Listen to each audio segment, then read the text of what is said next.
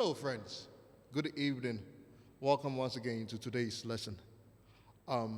Last week, during the last lesson, we learned how to have good use of your left hands, and I taught you a few left hand techniques last week. Now we are getting closer to what really interests you. I know that every piano student wants to start playing songs. So we are gradually inching close to being able to play songs.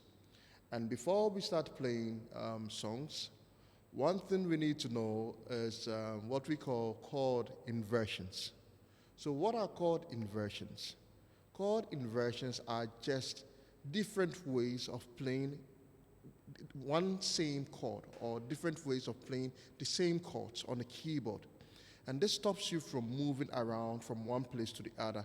And this makes your work easier on the keyboard and also allows your play to be fluid enough. So now I am going to demonstrate something to you on the keyboard. Don't forget, we are still in the key of C major.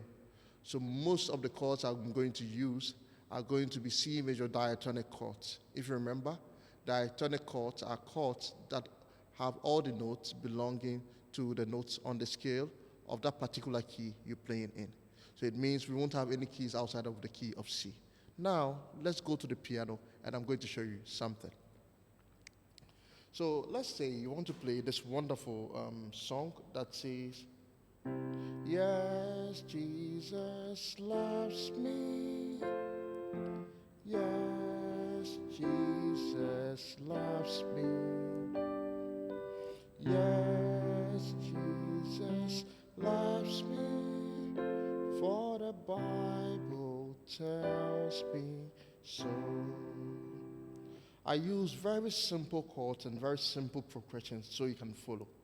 But if you realize, my fingers were moving from one side to the other.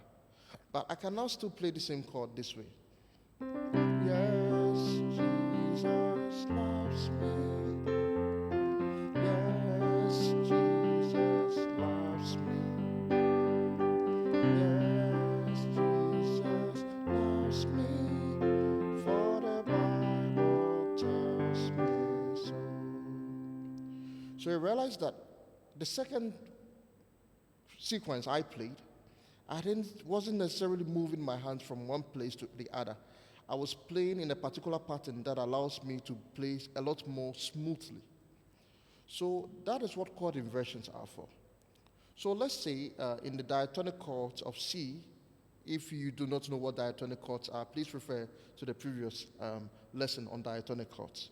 So let's say we have the C major chord here, the 1, the 3, the 5. This is the root position of the C major chord. So if we want to have the first inversion of the C, or we want to have another way to play the C, we take the C note here and look for another C note on the keyboard.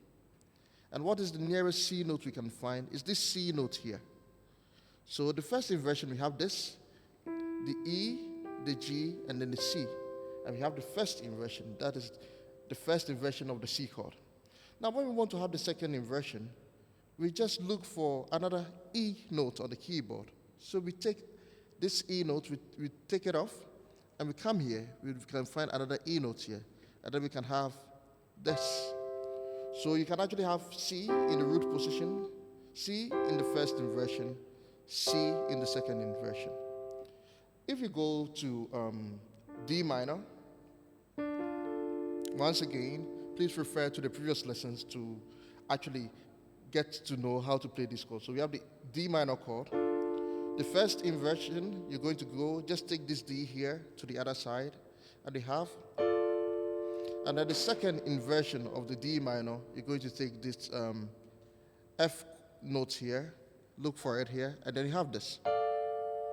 So you just have, then you have. The same for the E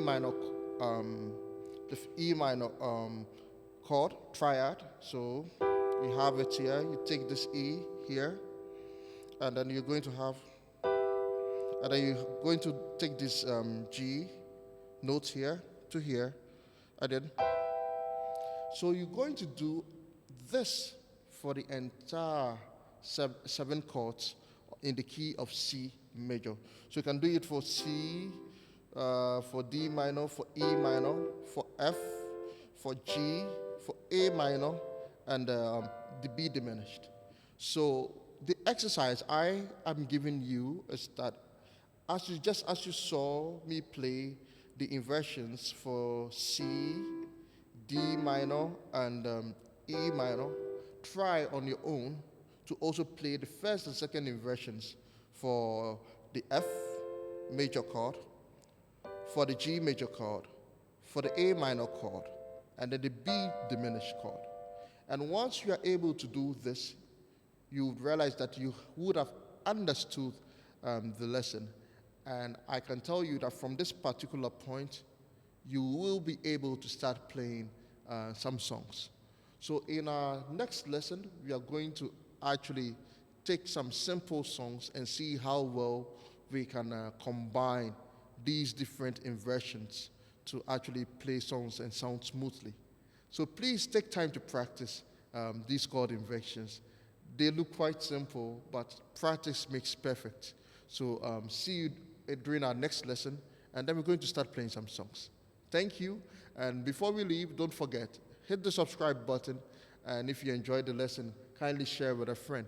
And also, if there's anything you think we need to improve on our lessons to make you understand better, do not forget to also leave that in the comment box. And if you appreciate it, whatever you feel about the lessons, leave that in the comment box too. Okay? So this is Samuel Gyamfi here, and I wish you an excellent evening. Take care, and see you during our next lesson.